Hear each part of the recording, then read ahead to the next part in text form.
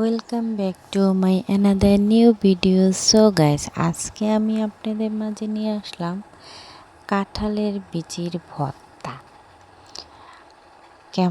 কি করে বানাইলাম, কেমনভাবে বানাইলাম, অবশ্যই সঙ্গে থাকুন, দেখতে পারবেন ভিডিওটি না টেনে। তো প্রথমে আমি কাঁঠালের বিচিগুলো মাটির তাওয়াতে ভেজে নিলাম। ভেজে অলমোস্ট হয়ে গেছে, দেখতেই পাচ্ছেন। তো এখানে এগুলোকে আমি ছোলা ছাড়িয়ে নেব, নিয়েও ফেলেছি। এখন হচ্ছে আমি মরিচগুলোকে ভালো করে বেটে নেব পাটার মধ্যে। তো এখন দেখতেই পাচ্ছেন আমি পাততেছি, কিন্তু হাত ছাড়া কিছুই দেখা যাচ্ছে না, তাই তো। যাই হোক, এগুলো ভালো করে মরিচগুলো বেটে নেওয়ার পরে মিক্স করার পর আমি হচ্ছে এখন এক এক করে আপনার দিয়ে দেব। শীতলটা দিয়ে দিয়েছি, বুঝছেন। শীতল দিলে অন্যরকম একটা টেস্ট ঘ্রাণ আসে আর কি। যাই হোক, শীতল আর মরিচটা আমার বাটা হয়ে গেছে। তারপর আমি এক এক করে কাঁঠালের বিচিগুলো এখন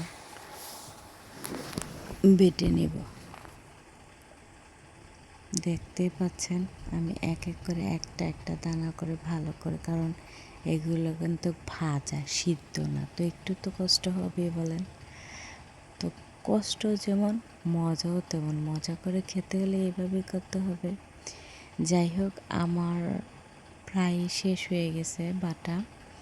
এখন আমি হচ্ছে এটাকে ভালো করে মিক্স করে নেব সবগুলো দিয়ে উপকরণ।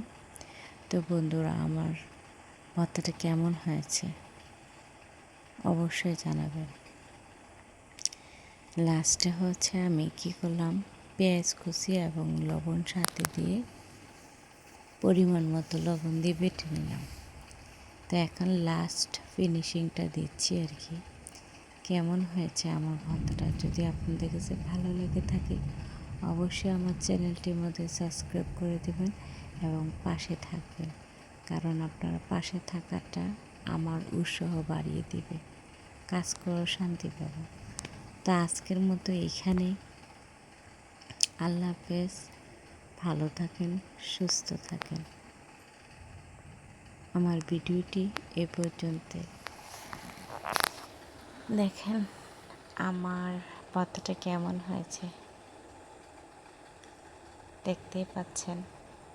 দারুণ দারুণ ভাই, খেতে তো অসাধারণ, না খেলে বোঝা যাবে না। শেষমেশ আমি কি করেছি জানেন, এই পাটার মধ্যে কিন্তু লাস্টের ভর্তাটা দিয়ে পাটার মধ্যে ভাত মেখে খাওয়া, ও যে খাইছেন সে একমাত্র বুঝতে পারবেন।